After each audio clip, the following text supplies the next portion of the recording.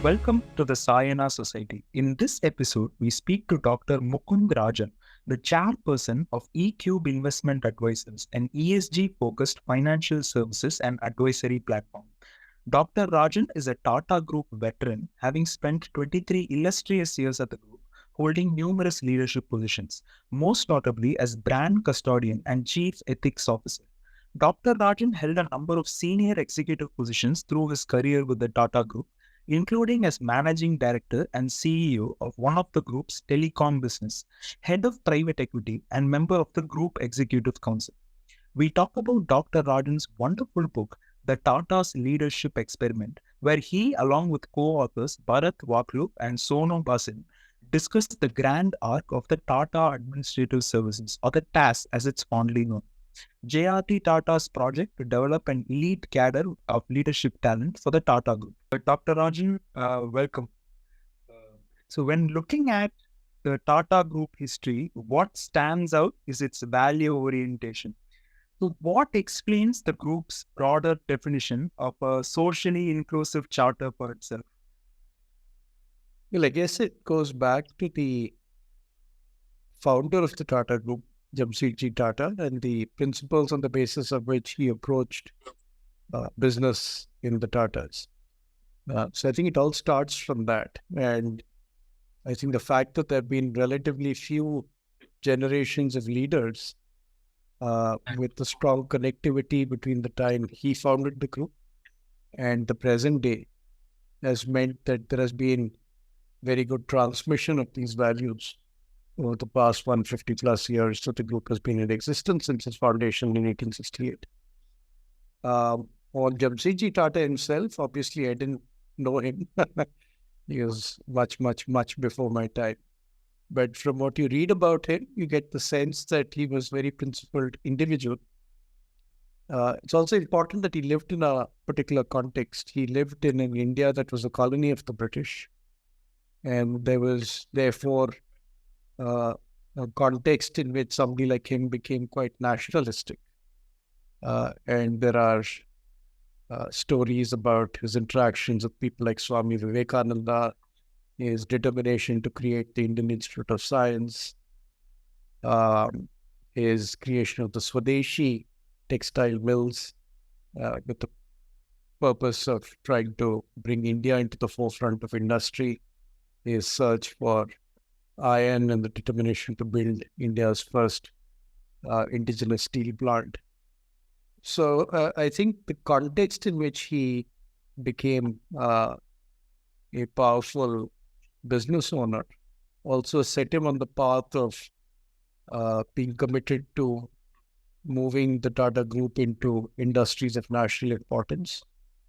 And I think his personal value system increased a certain inclusivity in the way he looked at the relationship between owners and employees, relationship with the local community.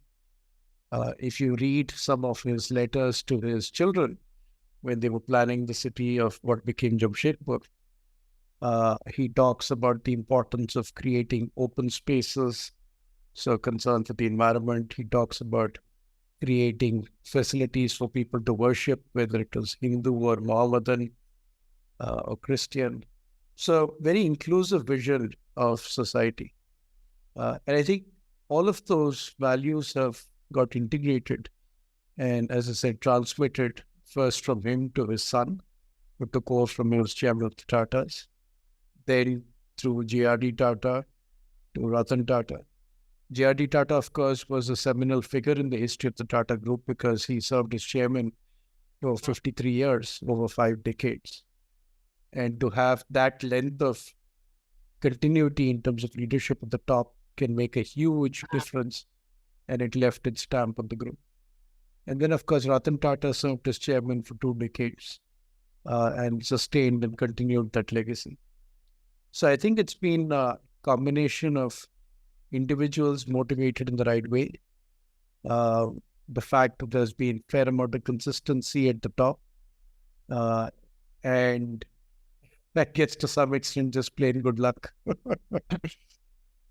And no, definitely. I mean, I was quite intrigued by Jamshedji Tata's visits to Birmingham and having a look at the mill workers there and being inspired to I mean not be the mills basically in any way and be a more socially responsible organization and to build a company that operates in a more socially responsible way.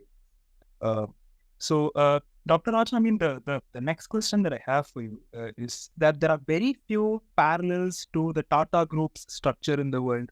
You have an unlisted holding company, which is predominantly owned by a bunch of charities.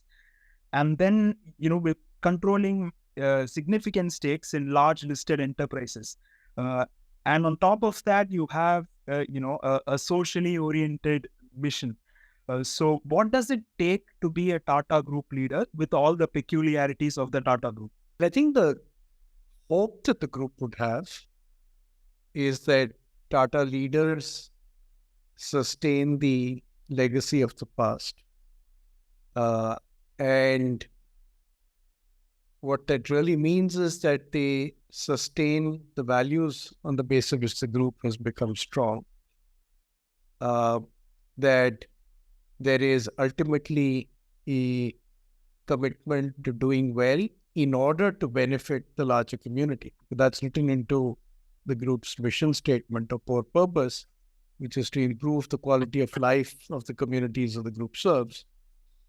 So I think the expectation is that leaders would ultimately care about, the role of the corporate in society and would care about other stakeholders and the benefits that any business that they are leading can deliver to a set of stakeholders. Now, that would include, of course, your shareholders and investors, but also the employees in the company. It would include the local environment. It would include good compliance and good corporate governance with all regulatory provisos. It would include care for the customers and therefore a commitment to delivering good quality products and services. So I think the expectation is that Tata leaders in that sense are well-rounded and genuinely committed to the broader advancement and benefit of every group of stakeholders that has an interest in their business. If I think somebody was to fall out of line with those expectations, they won't survive very long in the Tatas. Right. Got it. Traditionally, how has the Tata Group thought about top leadership talent? And where does the Tata Administrative Services, or the TAS as it's fondly known, fit in? So TAS really came to being in the mid-1950s. So it's roughly half the group's history when the TAS didn't exist and half the group's history when the TAS did exist. I guess the group's approach to leadership in the pre-TAS period would have been predicated on the availability of good quality human capital in a context where for much of that period, India was still a colony of the British. And therefore, you see, for instance, even Britishers, very competent, qualified British people serving on the boards of Tata companies, actually running several Tata businesses. So I think the group was always very open to bringing in talent from wherever it could be found. There's some very cute stories about Jamshedpur in the post-war Second World War period, for instance, where some of the initial managers who helped to put in place the Tata Motors operations were brought in from the Daimler operations in Germany. In Germany, of course, had lost the war and many of these people were out of work, but they were persuaded to rejoin and then come to India and help to set up operations. So Tatas, I think, would access the best talent they could find wherever they could procure it. Even Jamshedpur itself as a location for the steel enterprise, when it was being prospected for its raw material, Jamshedji Tata, the founder, actually hired some of the best geologists from around the world to help in looking for the right location. and the mineral deposits. So I think in the pre-TAS period, a lot of this would happen, but it would be based on the best available talent wherever it could be found. Post the creation of TAS, to some extent, there was a sense that you could have a cadre that was more formally organized, that could provide a lot of the people who could eventually move into senior leadership positions after they'd been through some essential training programs. It was also the period when India started for the first time getting very focused in organized management schools being set up in the country. So remember, pre-TAS, there was no IIM in India, the Indian Institute of Management. Post-TAS, after around a decade and a half, the first IIM started coming into being. So the Indian Institute of Management in Ahmedabad, and in Calcutta, and in Bangalore, and so on. And these eventually actually became good recruitment locations for the TAS itself. So I think post the creation of TAS, one, the market itself was able to provide formally trained management people, and many of them were absorbed into the TAS. And TAS itself became a program to offer people who were trained, imbibed, hopefully, the basic Tata values, had good proximity to a lot of the senior leaders, and therefore had understood and appreciated the kind of responsibility they would be expected to carry. And then over a period of time, as they were put through their paces across different group companies, would eventually evolve into well-rounded leaders in the mold of the original Tata leaders. That was the expectation. How much of it has come to pass, I think we've talked about in the book on the TAS. We've said the record has been patchy. There have been some Tata leaders who did extremely well, who came from the TAS. There have been a bunch of others who were not from the TAS, but we could argue did equally well. And of course, the current Tata chairman is somebody who came from a Tata Group company without any exposure to the TAS. So, did TAS deliver on the leadership development expectations that people had? I think the jury is out on that. Was TAS conceptualized as a system of personal mentorship where you identify high potential individuals and I'm talking in the initial years, where you identify a small set of high potential individuals and you pair them up with a senior leader within the Tata Group and have them personally mentor and dote over them? Was that how it was conceptualized? I don't believe so. There may have been a few TAS officers who became executive assistants after their first year of induction. When they were placed in their first role, typically some of them would become executive assistants to senior people in the group. But I don't think there was a deliberate intent to pair each TAS officer with a quote-unquote mentor who is a senior Tata leader. Having said that, what TAS did open up was a network of people that you could easily access because you had the same badge. So it was possible for young TAS officers to approach more senior TAS officers at any point and usually get a very sort of friendly and patient audience with them. It was possible to get advice and inputs on career growth. And because many senior TAS officers also were senior Tata Group leaders or CEOs of companies, I think it also would open up interesting opportunities that people could tap into. So I think the network effect is obviously very important. But I don't think there was an implicit agenda to create one-on-one mentorship or pairings, so to speak. I mean, could you talk about JRD Tata's grand vision for the TAS and where did his inspiration for the TAS come from? Well, this is surmised to some extent because, again, JRD is somebody I didn't meet and some of my co-authors did know and did meet, but I certainly cannot speak from any benefit of having personally interacted with the gentleman. But what one senses is two things. One, if you look at the name, the Tata Administrative Service, it seemed very much to be modeled on the Indian Administrative Service.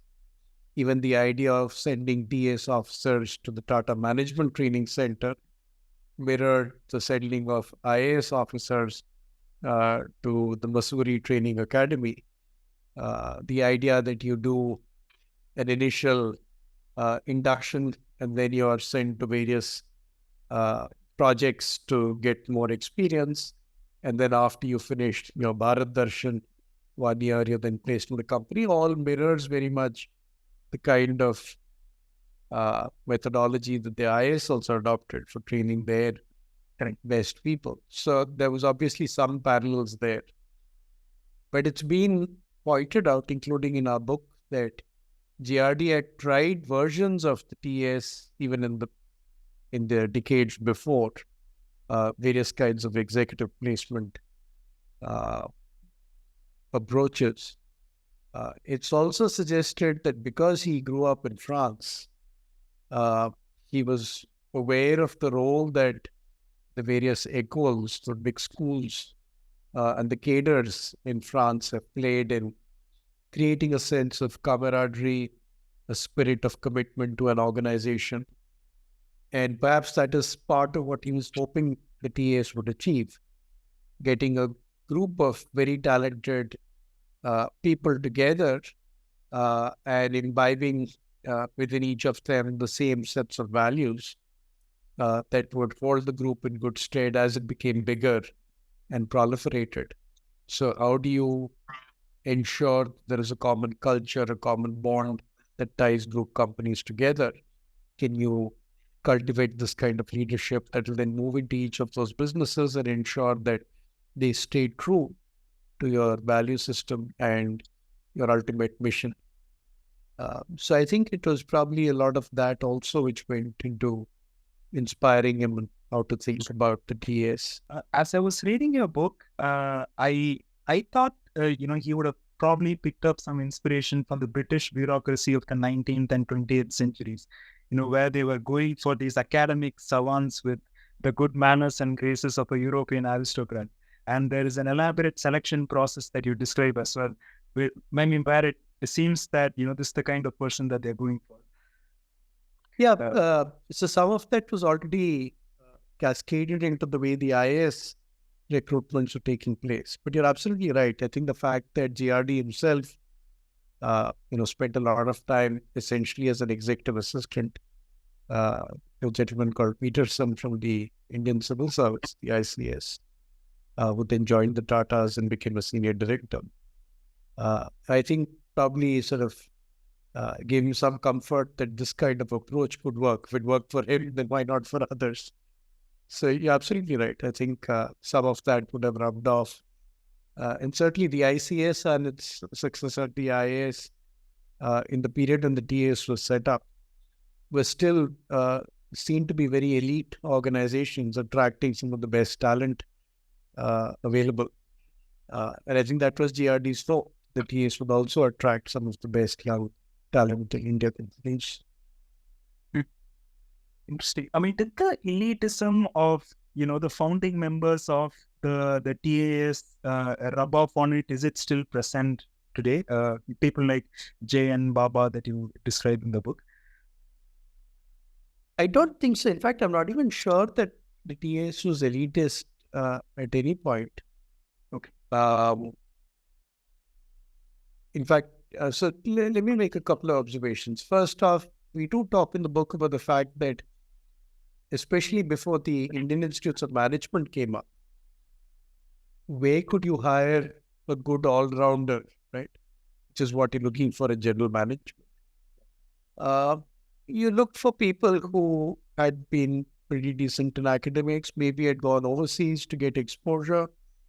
At that time, because we had still only recently stopped being a colony, Oxford and Cambridge were still hoary names of universities that people respected and were still very fine institutions as they are even today. So a lot of people from the Oxbridge system, for instance, came back and joined the Tata Administrative Service. They were interviewed. They had the social skills. They had the presence. They had the academic qualifications, and they joined the TAs. But equally, in the early years of the TAs, you also had people who came from Indian universities. Case in point being somebody like R.K. Krishna Kumar, who studied physics and joined the TAs. So I don't think there was necessarily a focus on attracting people who'd had a foreign education or who were quote unquote part of any kind of elite. Once people joined the Tata Administrative Service, and even in subsequent years when they started joining and were recruited from the Indian Institute of Management, I think what distinguished them was obviously the fact that they were people with very good academic qualifications, because there's a strong premium in that, particularly in the early years. These are people who had done very well in their undergraduate degree and very well in management school. So they stood apart. And I think the TAs got a reputation within the Tatas for being this sort of elite group of people who were on the fast track to senior leadership responsibility. And some of the early sort of joinees, very quickly within 10, 15 years, people like Arun Maira at Tata Motors had ascended to even joining the board in some cases of those companies. So there was a reputation that was getting created. So people were perhaps in awe of the TAs, saying, wow, this is a very interesting cadre. These people are, on the fast track to achieve senior leadership. So that much is true. But as we discuss in the book, I don't think within the TAs itself people felt that they were very special or ultra privileged. They were conscious of the expectations and the responsibilities that they carried, and they tried their best to discharge them. But I don't think I ever met a TAS person who was obnoxious, who was insufferable, who was, very pompous, and thought that they were, the cat's whiskers. I don't think that was ever the case. So in that sense, I don't think there was a sense of elitism within the TAS people themselves. Though outsiders may have thought this is an exclusive club, which it was in some ways, and may have seen that it was on a different pedestal in a sense compared to the average management training program, which it was. But that's about it. Right. How would you say the TAS compared with similar leadership programs at companies like Hindustan Unilever at the same time?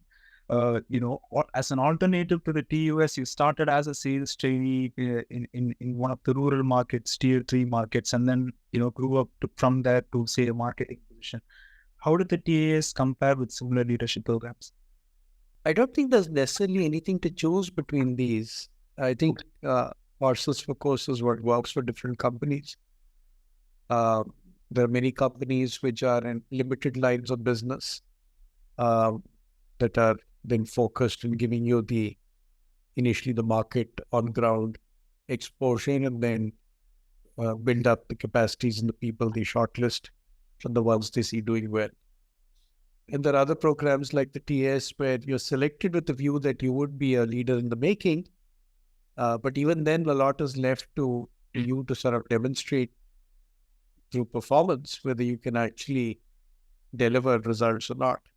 And as we pointed in the book, there were a bunch of people who didn't deliver and sort of slowly faded away or who left the Tata Group. So I think different models can work. There isn't necessarily one approach to doing these kinds of things.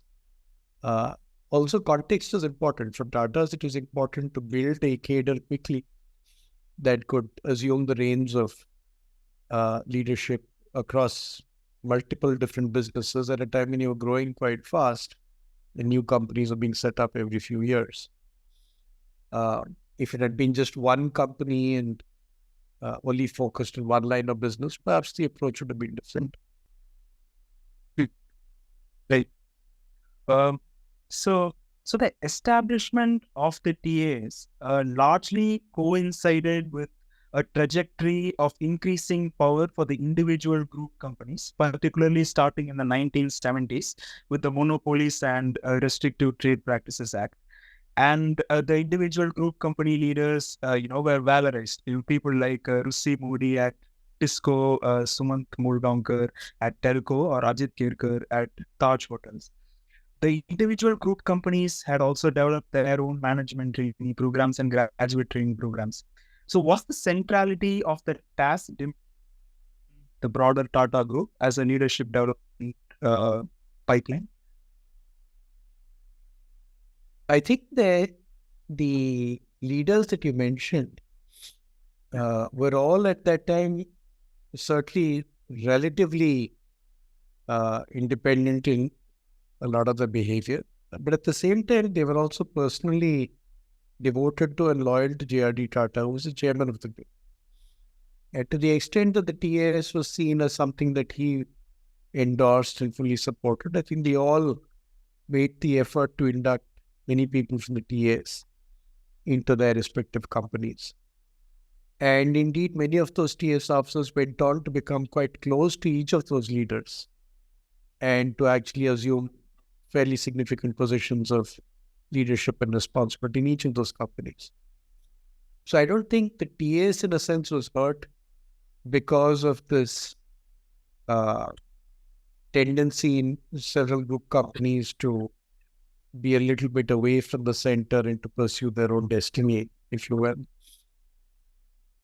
But what it did mean is there weren't necessarily too many favors that were done to TAS officers. They had to impress these individuals through their hard work and contribution. And they had to compete for jobs with equally talented people who may have been in the organization who came from other backgrounds.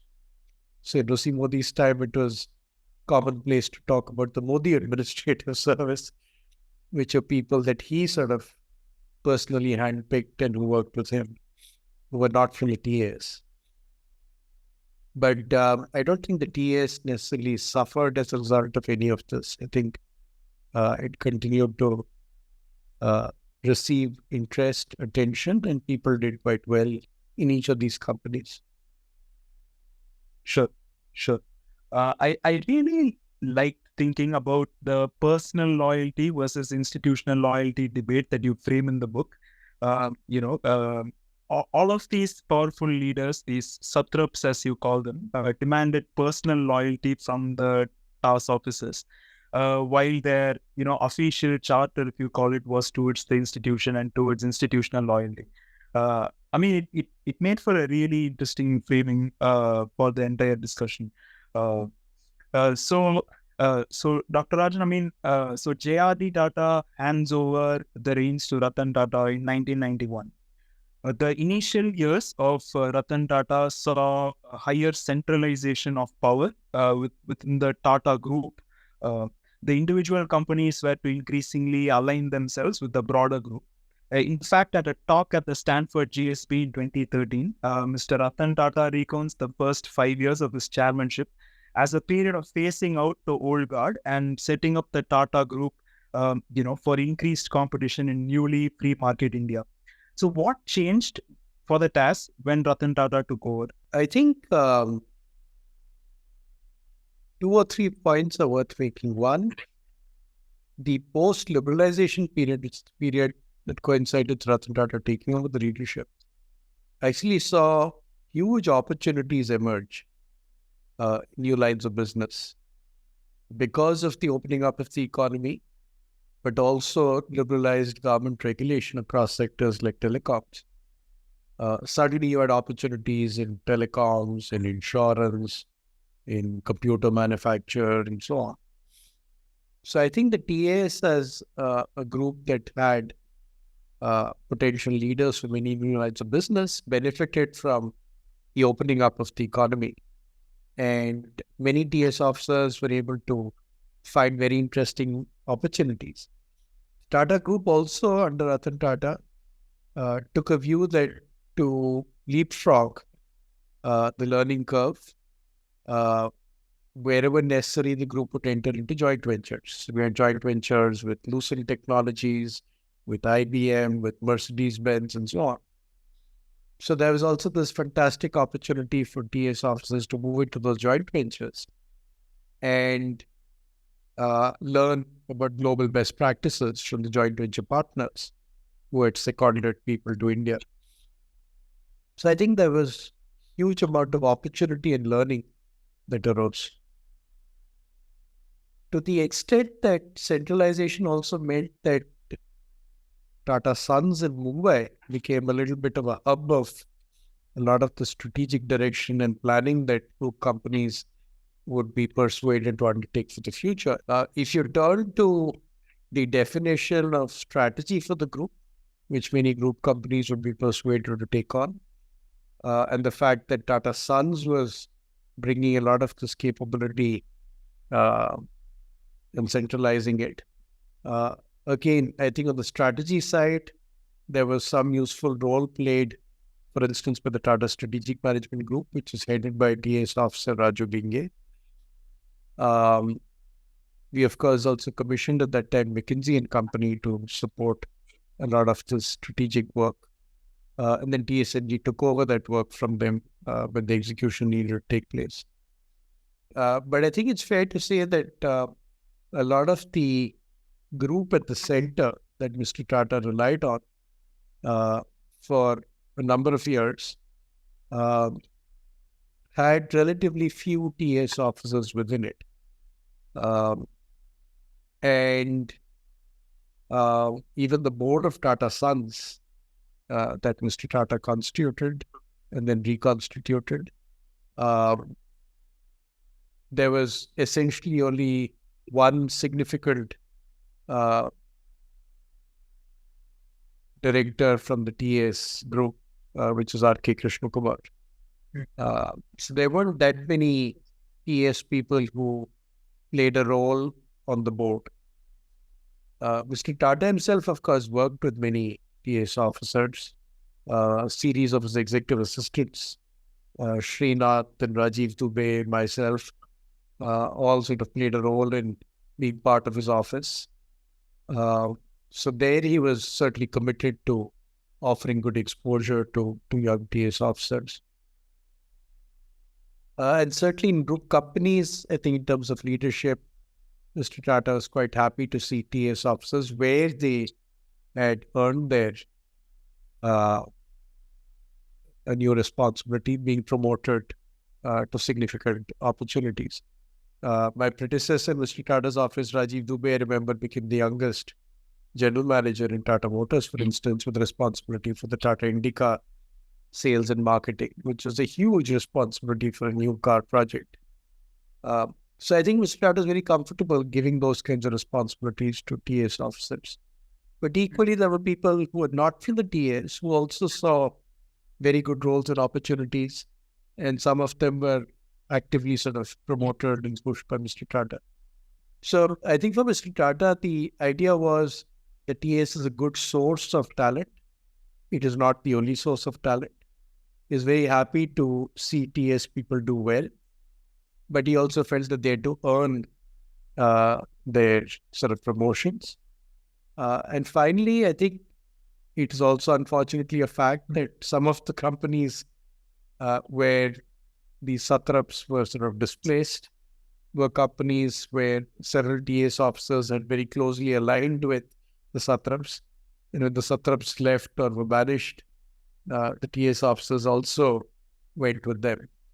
So there was some amount of attrition which happened in the ranks of the TS as a result of that. I don't think it would be fair to blame Mr. Tata for that. Those people, as you said, the question of personal loyalty versus institutional loyalty, people made their choice and went with personal loyalty in several cases. Interesting. I mean, you worked with Mr. Ratan Tata for 12 years as his executive assistant. Would you describe Mr. Ratan Tata's leadership style?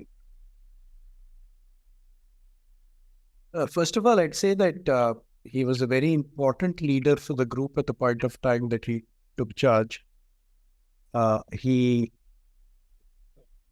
was somebody with a lot of interest in new technology.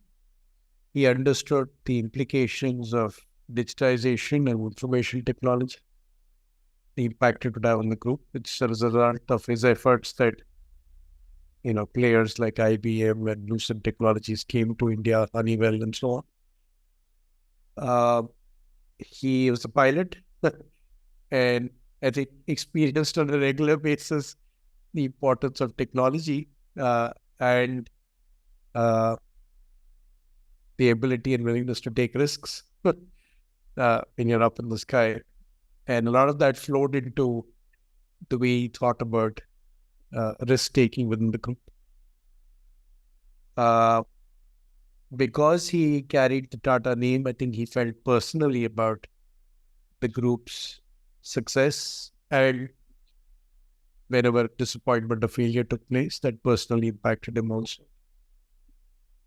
But I also think that because he carried the surname, he was able to also make some very bold bets to catapult the group to a much bigger global stage than anybody else who didn't have the name and didn't have the kind of mentorship that he'd received from JRD Tata would have been able to do. So, for instance, the acquisitions of Chorus Steel and Jaguar Land Rover, I don't think would have been easy under a different leader, or may not even have taken place under a different leader. The whole internationalization agenda at a time when Tata's had just begun to consolidate their hold on the domestic market, again needed somebody with vision, with perspective beyond the shores of India, who understood dynamics of international markets.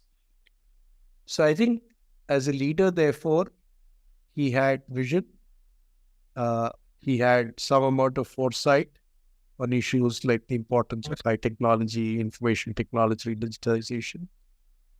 So that was one part of being a leader. You need to have a vision, you need to have a sense of the future, you need to be able to outline that and then have people follow you. The second is in terms of personal attributes. I think he was a slightly different leader from the typical family business boss that you often read about in the Indian context. He was never given to, throwing his weight around. Very humble, very grounded, very soft-spoken. Very rarely would you ever hear him raise his voice. And quite frugal in his lifestyle. So not given to showmanship or flaunting his riches and so on. And I think all of that also sort of made him a role model for other Tata leaders. And it's important that the person at the top is somebody you respect, is somebody who shows you how things are to be done. The most important element, I think, in all his actions and his behavior was, I think, his commitment to doing the right thing ultimately. His conviction that values were important. And when push came to shove, you had to be seen to be doing the right thing. We saw this, for instance, in the episode when he decided to pull out the Tata Motors operation in Singh Road, when he felt the company was being unfairly pilloried and persecuted. And even if it meant a business loss, he was willing to up and out.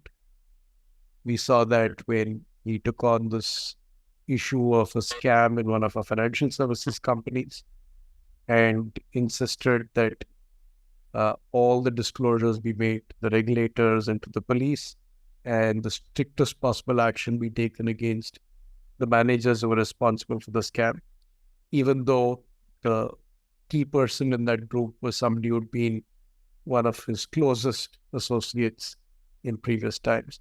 So I think things like that demonstrated that he genuinely cared about the reputation of the Tata Group, and he cared about what the group stood for.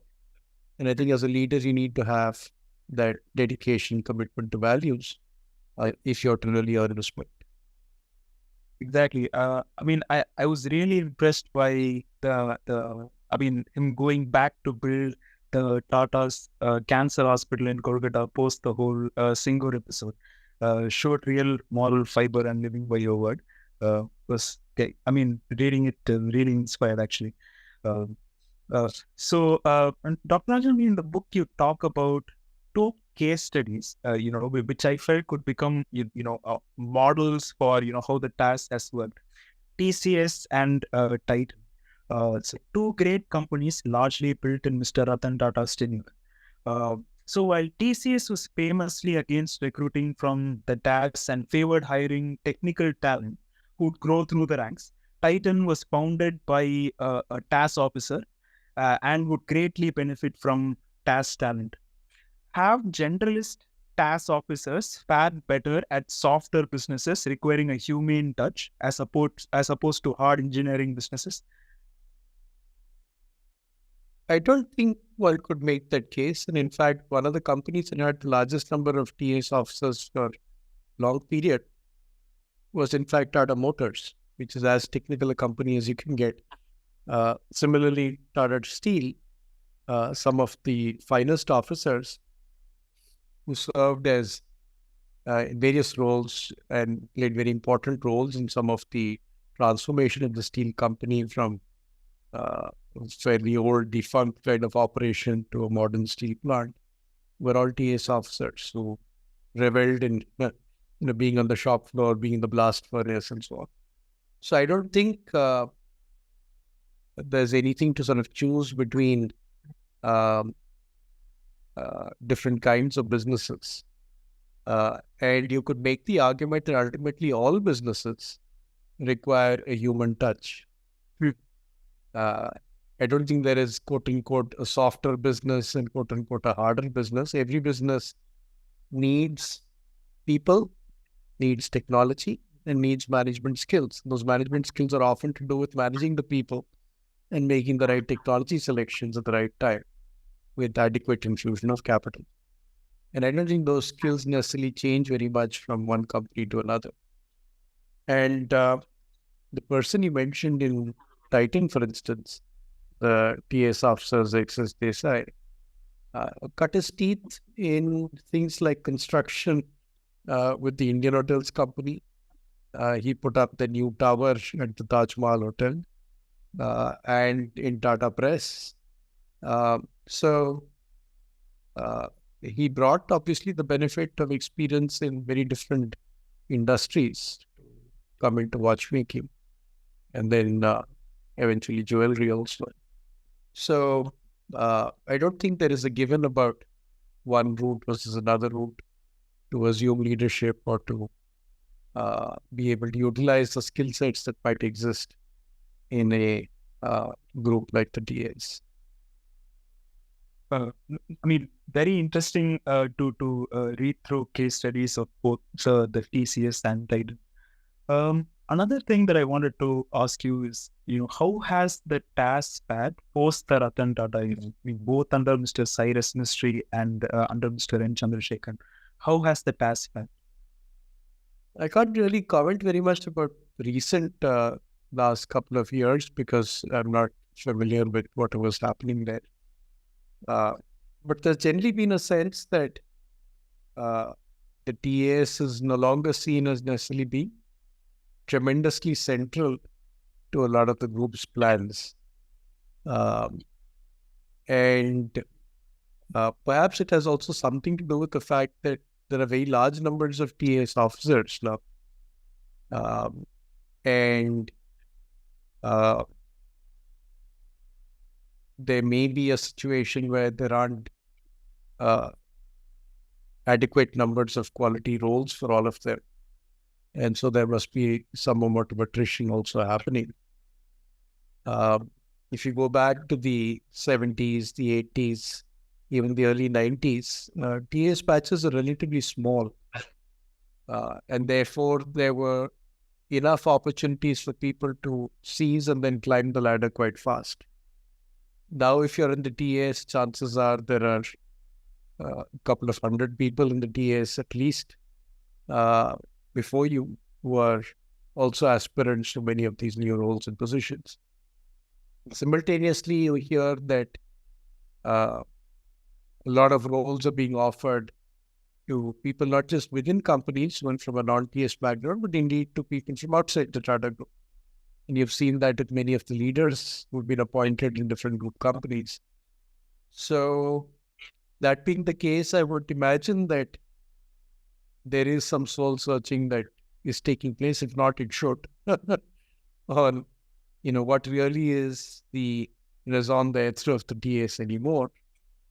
And is there a sense that the TS is fit for purpose in terms of cascading a group ethos, a group culture across group companies in an effective manner? And is there a sense that TS officers are able to perform well and hold their own against any other kind of manager? And if there are any doubts on any of these fronts, then I think those need to be addressed. What should not happen is you should not allow things to get worse. You should not allow things to languish. And you shouldn't let people sort of debate whether they're going to be relevant in the scheme of things going forward or not. But as I said, I'm not privy to whatever may have been happening more recently, and if there is a view on any of these issues. In Cyrus Pistri's time, I think it was a bridge between Ratan Tata and the present. So I think things were continuing the way they were in Mr. Tata's time. I know that Cyrus was, again, somebody who really promoted young talent. And as it happened, some of the youngest CEOs in the group that he appointed were from the TAs. But that said, his senior leadership team included two TS officers, myself and Harish Bhatt, but it also had two lateral entrants. In fact, three lateral entrants, N.S. Rajan, Nirmalya Kumar, and Madhukarnan. So he was quite open to talent wherever he could source it from. But unfortunately, he didn't continue beyond 5-year period. So I think some of the more recent context, you'll have to check with the group today and find out how they're doing. Okay. Generally, how do you see the future of leadership development at the Tata Group? As one of the TAS officers, Riley quotes in your book, is TCS the new TAS? Well, number of TCS officers have certainly got very good assignments in companies outside TCS under the current dispensation, which is probably what led to that remark. It is also true that in TCS, you have some very interesting skills because of the fact that managers in TCS have been trained across industries, have learned how to address software requirements for many different companies across different industries. And in the effort to create relevant software, they have to get really to grips with what makes an organization tick, what are the MIS systems it needs, what are the key measures that you need control of, and how to source the data for all of that. And that gives them insights, I think, which are very important. And I can see why a TCS manager could be quite useful in very different industries. So that's great for the TCS folk. For TS, as I said, I think there needs to be some soul searching on how do you really justify the existence of the TCS in today's context. What is the expectation from a TS officer? What is the role you expect TS officers to play going forward? And, how do you visualize the future of the group itself and the leadership that the group will enjoy? So I think it is probably time that some public pronouncements are made on that, because the TS is a fairly large fraternity now. And like many people who are stakeholders of its success, who want to know and be reassured about the future. I don't think in terms of the way the group is constructed, there's much that has changed. It is still a very large group with many lines of business across very different geographies, across very different business activities across different parts of the world. What therefore you probably need is even more inclusivity. And that's something we pointed in our book, that perhaps on the gender quotient, there is much that needs to change. And certainly on the international quotient, there is zero international quotient at the moment, or till a few years back at least. That needs to change if you really want to present yourself as a cosmopolitan multinational group. But is there a role the TS can play? I certainly think so. But it is for the current leadership of the Tatas to justify and explain how they perceive the future. Right. Beyond the Tata Group, what would you say are the important lessons to be learned from the evolution of the TAs?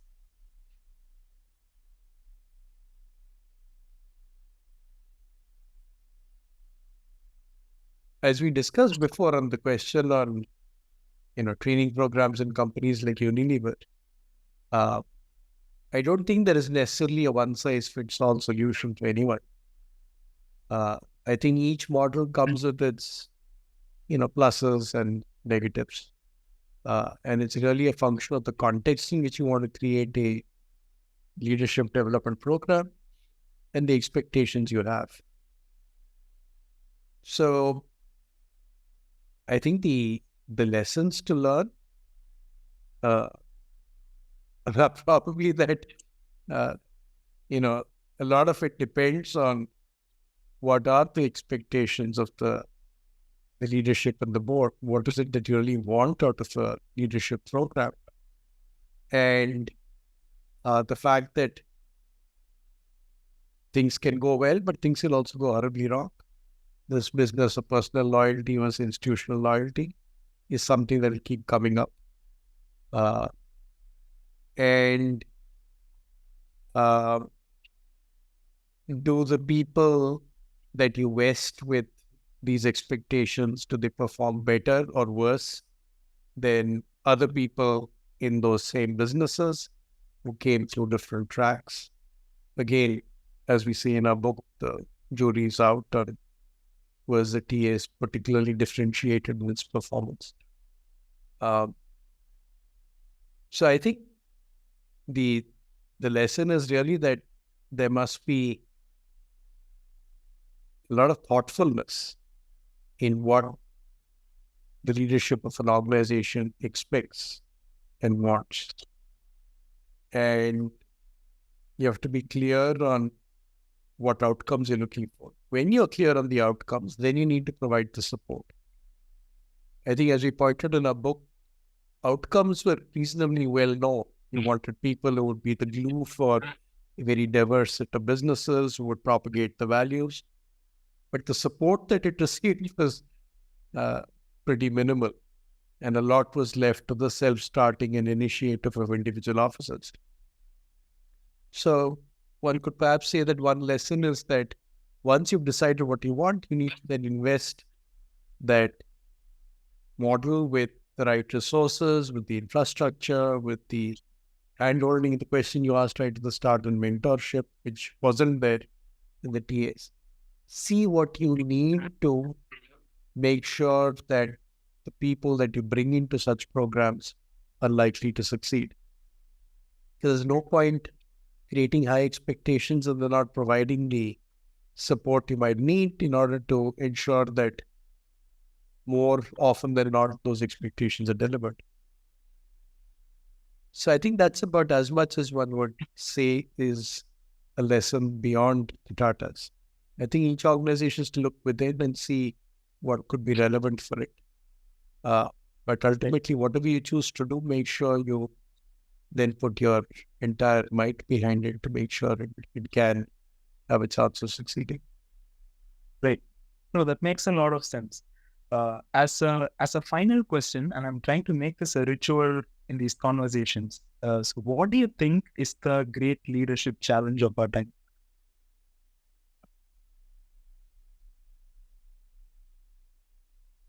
That's a very interesting question. I think uh, the question that probably should uh, bother most of us is what kind of society do we think we are contributing to building? Hmm. And the leadership challenge is to figure out, whether the contribution that you are inspiring yourself and your teams to make is contributing to the kind of society you think needs to be built. Too often we have a very limited view of our contribution, our time frames, and what we are doing. So a lot of people will show up to work to earn a living and, earn a pay packet and retire.